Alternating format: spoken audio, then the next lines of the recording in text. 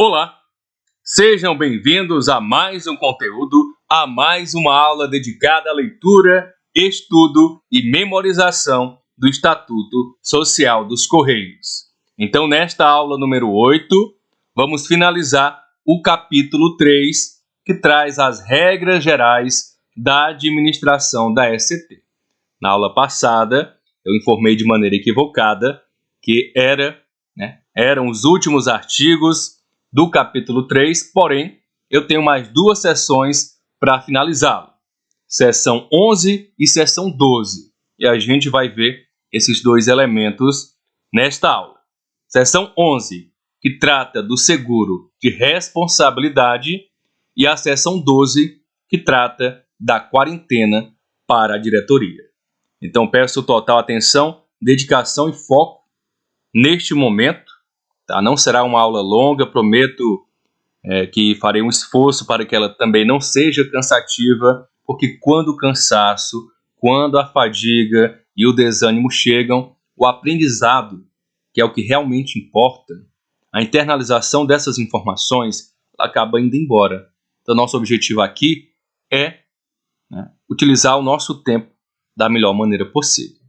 Então, vamos lá, direto ao ponto, sem mais voltas.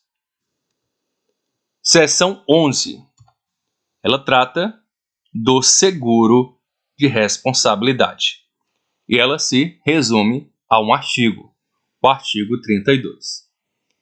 Então, a ECT, os Correios, ele poderá manter contrato de seguro de responsabilidade civil permanente em favor dos administradores, dos conselheiros fiscais e membros do Comitê de Auditoria e do Comitê de Pessoas, Elegibilidade, Sucessão e Remuneração, na forma e extensão definidas pelo Conselho de Administração, para a cobertura de despesas processuais e honorários advocatícios de processos judiciais e administrativos instaurados em face deles, relativos às suas atribuições junto à empresa. Vamos lá entender um pouquinho mais sobre esse tal seguro de responsabilidade.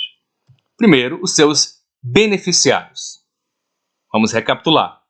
Os administradores, que são os responsáveis pela gestão da empresa. Conselheiros fiscais, são os membros do Conselho Fiscal, responsáveis pela fiscalização das contas e dos atos da administração.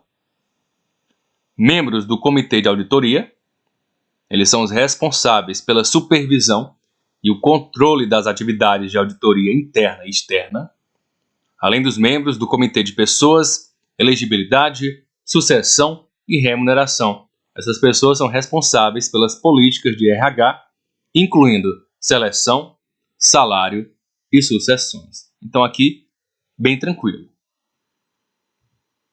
A cobertura do seguro, ela é específica para as despesas processuais e honorários com advogados decorrentes de processos judiciais e administrativos relacionados às atribuições desses indivíduos junto à empresa.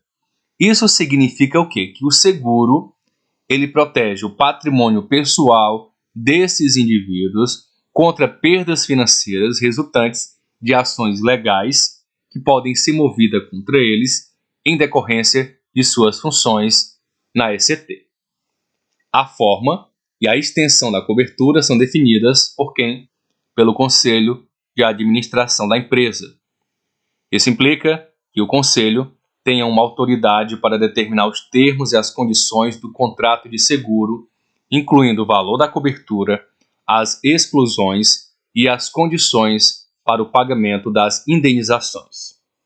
A segurança da responsabilidade civil é crucial para proteger os administradores e os membros dos comitês da ECT, pois eles podem ser responsabilizados por suas ações e decisões quando no exercício de suas funções.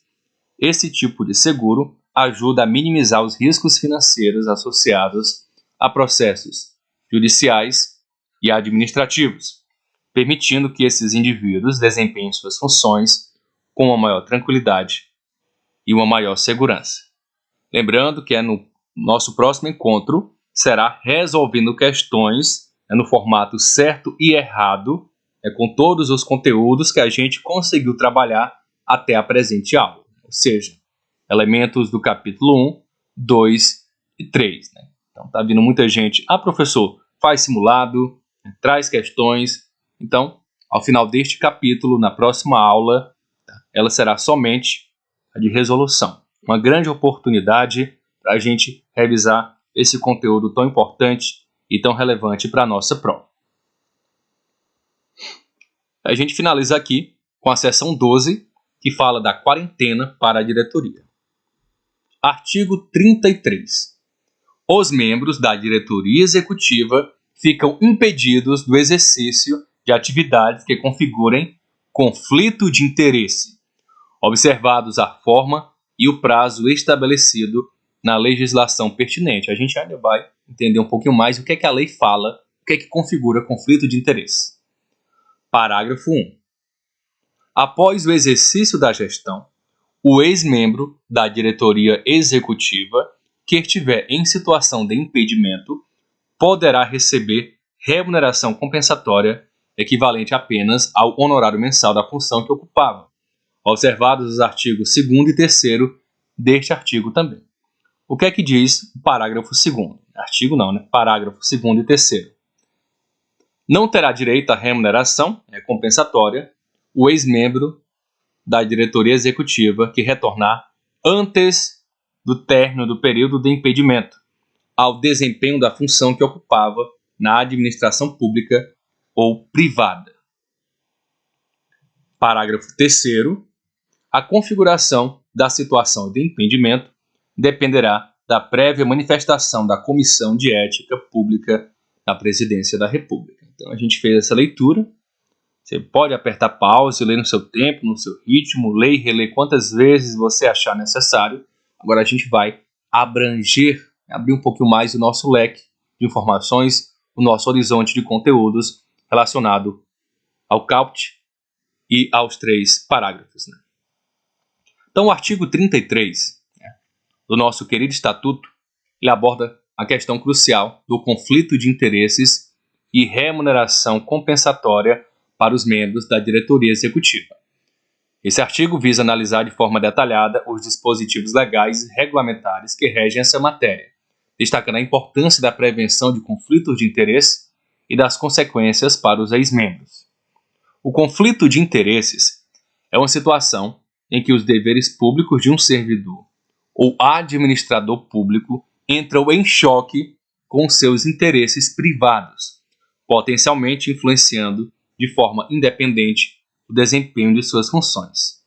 A Lei 12.813, de 2013, estabelece as situações que configuram conflito de interesse no exercício de carga ou emprego no governo federal, incluindo punições severas para aqueles que violarem as vedações que constam nos artigos 5º e 6º da Lei 12.813. Então, para contextualizar um pouco, eu trouxe exatamente esses artigos. Eu não vou fazer a leitura completa, Você pode apertar pausa e fazer a sua leitura. É só realmente para contextualizar e trazer uma informação importante também. O que é que diz o artigo 5º da lei? Configura conflito de interesses no exercício de cargo ou emprego no âmbito do Poder Executivo Federal, divulgar ou fazer uso de informação privilegiada, com proveito próprio ou de terceiro, obtida em razão das atividades exercidas, exercer atividade que implique a prestação de serviços ou a manutenção de relação de negócio com a pessoa física ou jurídica que tenha interesse em decisão do agente público ou de colegiado do qual este participe. A gente vai, como eu falei, não vou ler todo o artigo, não é o nosso foco, vou ler só alguns trechos.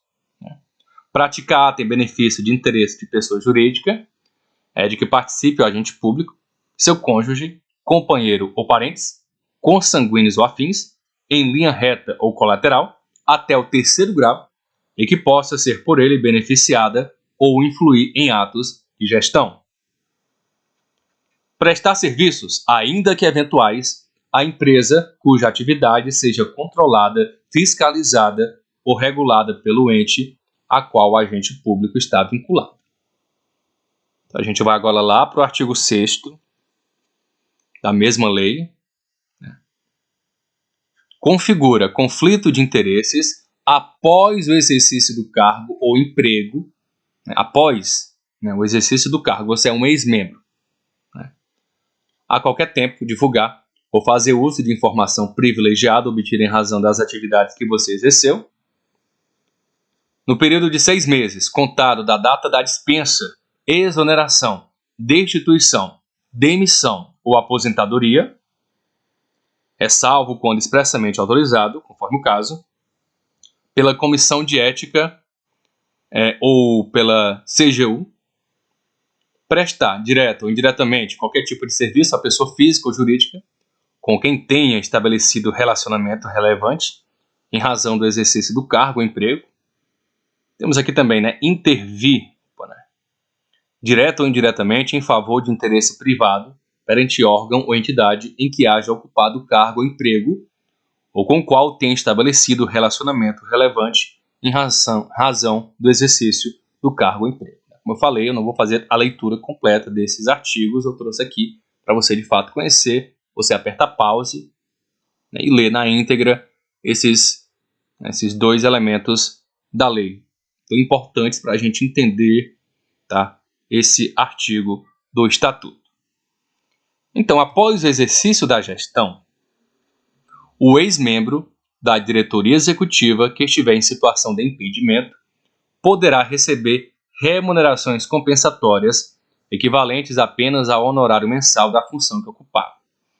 Essa disposição é semelhante, estabelecida pela lei que a gente acabou de fazer a leitura, que permite a concessão de contribuições compensatórias aos ex-dirigentes e que se encontrem em situação de impedimento, desde que demonstrem o potencial conflito de interesses ou os demais requisitos legais e regulamentares pertinentes. A remuneração compensatória não é concedida automaticamente. Os parágrafos 2º e 3º, o segundo, no caso, ele estabelece que esse ex-membro da diretoria executiva não terá direito a pagamento compensatório se retornar antes do término do período de impedimento ao desempenho da função que ocupava na administração pública ou privada. Isso visa evitar que o ex-dirigente se beneficie de forma indevida, mantendo-se em situações que possam configurar conflito de interesses.